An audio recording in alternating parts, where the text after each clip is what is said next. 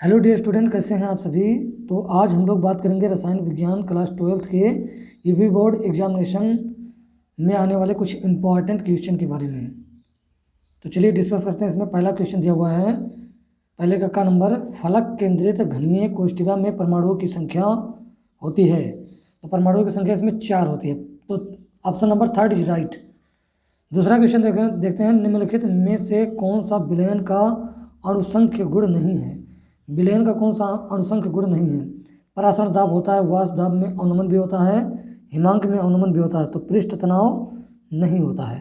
तो option number 2 is right. चलिए तीसरा देखते हैं, शून्य कोट अभिक्रिया के दर नियतांक का मात्रक। शून्य कोट की अभिक्रिया का मात्रक होता है mole litre inverse second inverse. तो ऑप्शन नंबर 3 सही होगा। अगला क्वेश्चन देखते हैं, निम्नलिखित में से कौन सा यौगिक कैनिजारो अभिक्रिया नहीं देता है। तो कौन सा यौगिक कैनिजारो अभिक्रिया नहीं देगा। बेंजल्डिहाइड, पहला एसिटल्डिहाइड, बेंजल्डिहाइड, ट्राइमेथिल एसिटल्डिहाइड, फॉर्मल्डिहाइड। तो इसमें एसिटल्डिहाइड हमारा जो है वो कैनिजारो अभिक्रिया नहीं देता है, तो ऑप्शन नंबर 1 इज राइट। अगला देखते हैं, अगला क्वेश्चन है, एथिल एमीन पर HNO3 की क्रिया से बनता है। तो एथिल एमीन पर जब हम HNO3 की क्रिया करेंगे तो हमारा अल्कोहल बनता है, आप जानते हैं। अगला क्वेश्चन देखते हैं, ग्लूकोज अपचायक गुण प्रदर्शित करता है क्योंकि इसमें क्या होता है, क्योंकि इसमें कौन सा ग्रुप पाया जाता है ग्लूकोज में। तो ग्लूकोज में पाया जाता है एल्डिहाइड ग्रुप, तो पहला ऑप्शन इसमें सही होगा। चलिए अगला क्वेश्चन हम लोग देखते हैं। दूसरा क्वेश्चन है, दूसरे का नंबर, एक तत्व ए परमाणु द्रव्यमान 100 की संरचना BCC तथा एक कोष्ठिका कोर लंबाई 400 पिकोमीटर है। तो इसमें दो चीज़ों के आपको आंसर बताने हैं, और 2 नंबर का क्वेश्चन है, ए का घनत्व बताना है, डेंसिटी बताना है D, और दूसरे में बताना है 10 ग्राम A में एकक कोष्ठिका की संख्या बताइए। तो चलिए पहले का सलूशन हम लोग देखते हैं।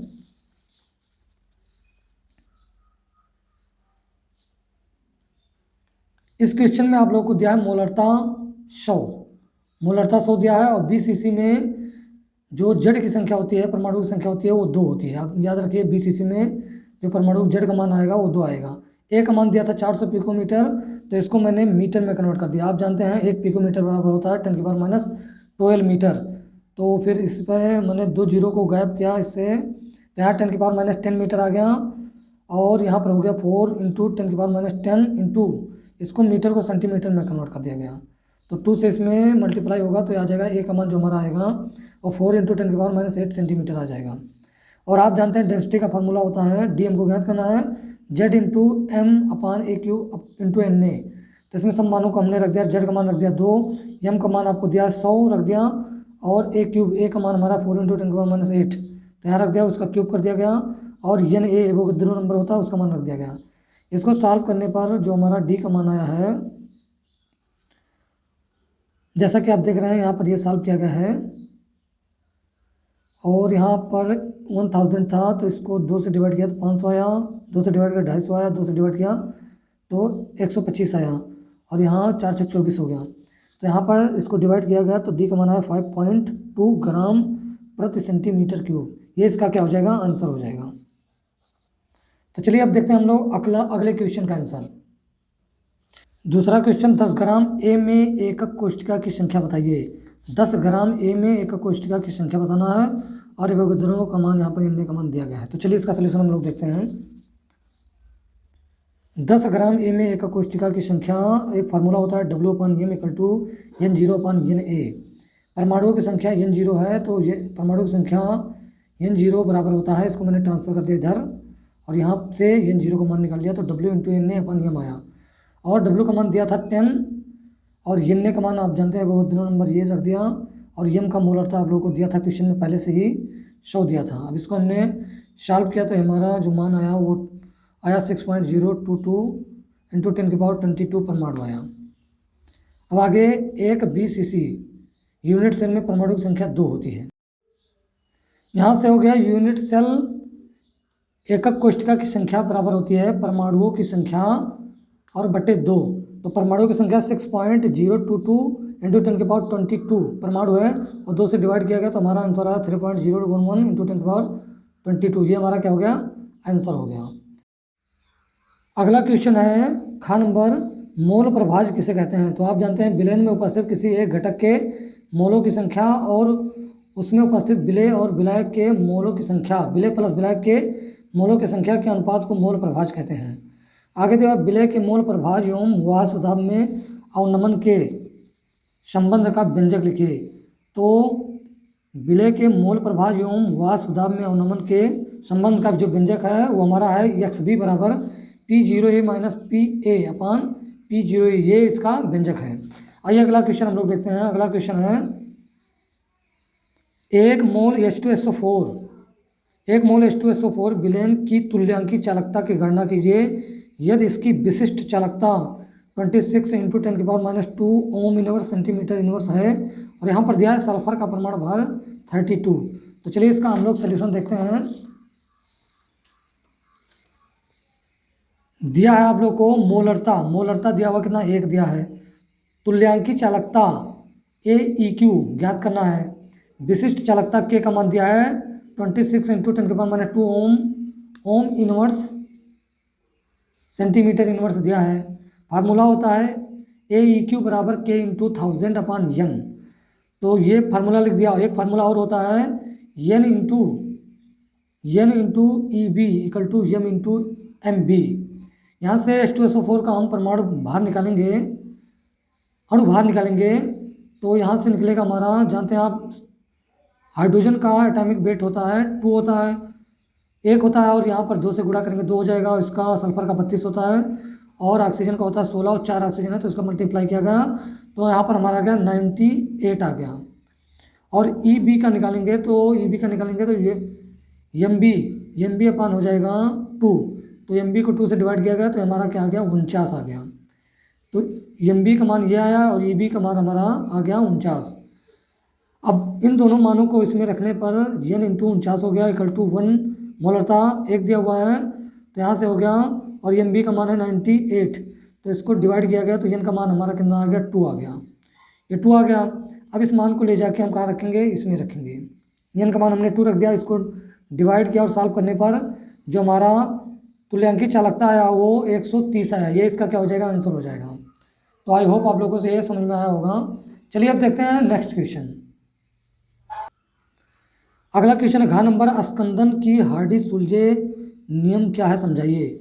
ये आप लोग को पढ़ाया गया है। जैसा कि आप जानते हैं जिसकी संयोजकता जितनी ज़्यादा होती है उसकी कोगुलेशन कैपेसिटी उतनी ही ज़्यादा होती है, उसकी स्कंदन क्षमता उतनी ही ज़्यादा होती है, आप लोग पढ़े हैं। तो चलिए अब अगला क्वेश्चन देखते हैं हम लोग।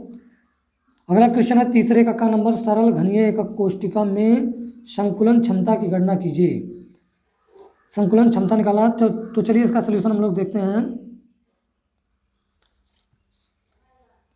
तीसरे का नंबर का है तो जैसा कि आप देख रहे हैं बीसीसी में जो परमाणु की संख्या होती है कुछ इस प्रकार व्यवस्थित होती है। इसमें से यदि मैं एक मान निकालूं तो जैसा कि आप देख रहे हैं दो परमाणुओं के बीच की जो दूरी होती है R + R है, इन दोनों को जोड़ा गया तो एक मान हमारा क्या आ गया, दो परमाणुओं के बीच की दूरी 2R आ गया। और आप जानते हैं संकुलन क्षमता का फार्मूला होता है, संकुलन क्षमता बराबर होता है गोलों परमाणुओं के द्वारा घेरा गया कुल आयतन इंटू 100 होता है अपान A³ होता है। तो आप जानते हैं गोले का जो आयतन होता है 4/3 πr³ होता है और 100 से यहाँ मैंने मल्टीप्लाई कर दिया क्योंकि फार्मूले में है, A³ लिख दिया। अब इसको आगे हम सॉल्व करेंगे तो 4/3 और पाई का मान होता है 22/7, R का मान वैसे रख दिया, 100 वैसे लिख दिया और A³ है, A का मान हमारा है 2R, तो यहाँ पर रखा इसका क्यूब किया तो हमारा आ गया, हमारा 2 का 3 बार गुणा हुआ तो 8 आ गया। इसको मैंने नीचे मल्टीप्लाई करा दिया तो 3 × 7 हो गया इंटू R³ कैंसिल हो गया। इसको डिवाइड करने पर जो हमारा मान आया इसका संकुलन क्षमता वो 52.4% आया, ये इसका क्या हो जाएगा, आंसर हो जाएगा। अब देखते हैं नेक्स्ट क्वेश्चन। नेक्स्ट क्वेश्चन है तीसरे का नंबर, अक्रिय गैसों की 2 विशेषताएं एवं उपयोग लिखिए। अक्रिय गैसें आप जानते हैं बहुत कम क्रियाशील होती हैं, ये जल्दी क्रिया नहीं करती हैं और इनकी बैलेंसी और ऑक्सीडेशन नंबर भी 0 होता है। और इसके उपयोग की बात करें तो आप जानते हैं वायुयान के टायरों में भरा जाता है हीलियम गैस, बल्ब में भरा जाता है और आप जानते हैं ग्लो करने वाले लैंपों में भरा जाता है, तो काफ़ी यूज है इसके। चलिए अगला क्वेश्चन देखते हैं। अगला हमारा है ग नंबर, निम्नलिखित उपसंयोजक यौगिकों के IUPAC नाम लिखिए। इसका IUPAC नाम क्या होगा? तो देखते हैं, लिखा है PTNH3 का होल ट्वाइस ClNO2, तो इसका नाम होगा डाईएमीन, क्योंकि NH2 दो है, तो डाईएमीन क्लोरो नाइट्रो प्लेटिनम, और ऑक्सीडेशन, इसका जो ऑक्सीडेशन नंबर आएगा वो सेकंड आएगा, तो सेकंड हो जाएगा। ये इसका IUPAC नेम हो गया।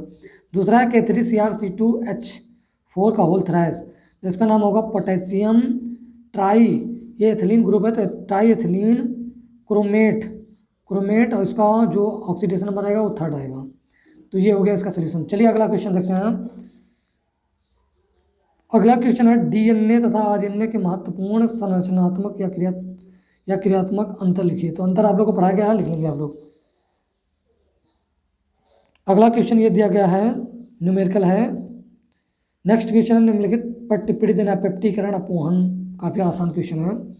अगला क्वेश्चन है प्राथमिक द्वितीयक एवं तृतीयक मीन की पहचान की विधि रासायनिक समीकरण सहित लिखिए। पहचान लिखना आप लोग को, तो ये काफ़ी इंपॉर्टेंट क्वेश्चन है। इसका सलूशन मैं आप लोग को बताता हूँ। आप पढ़ें एक हिंसबर्ग विधि, हिंसबर्ग अभिकर्मक C6H5SO2Cl, ये होता है हिंसबर्ग अभिकर्मक। जब हम प्राइमरी एमीन की क्रिया हिंसबर्ग से कराते हैं तो फर्स्ट ऑफ ऑल इसमें पहले नंबर पे निकलता है HCl और ये बन जाता है। अगेन इसकी क्रिया हम जब KOH विलयन से कराते हैं तो ये उसमें विलय हो जाता है, एमीन हमारा क्या हो जाएगा, उसमें विलय हो जाएगा। तो फर्स्ट डिग्री का पहचान है कि जब हम हिंसबर्ग रिएजेंट से इसकी क्रिया कराएंगे तो लास्ट में क्या हो जाएगा, KOH विलयन में विलय हो जाएगा। और जब हम सेकंड डिग्री का क्रिया हिंसबर्ग अभिकर्मक के साथ कराएंगे तो ये KOH विलयन में अविलय होगा। यही पहचान है। ये 2 डिग्री वाला अविलय होता है, 1 डिग्री वाला विलय होता है। और जो 3 डिग्री होता है मीन हमारा, वो हिंसबर्ग अभिकर्मक से क्रिया ही नहीं करता, इसमें कोई रिएक्शन नहीं होता है। तो आई होप आप लोग को जितना बताया गया वो समझ में आया होगा।